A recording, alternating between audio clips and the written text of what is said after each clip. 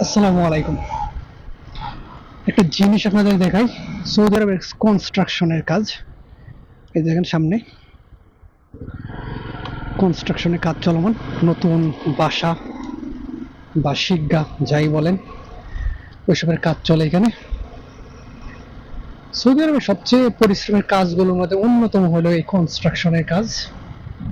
যেমন পরিশ্রম, অন্য কাজের তুলনায় এই কাজে টাকার পরিমাণটা একটু বেশি। আর এই কাজ, আর সৌদি আরবে এটা সবাই জানে যে সৌদি আরব সব থেকে বেশি পরিশ্রম করে আমাদের পাকিস্তানিরা। আর এই কনস্ট্রাকশন কাজে ম্যাক্সিমাম কর্মী পাকিস্তানি।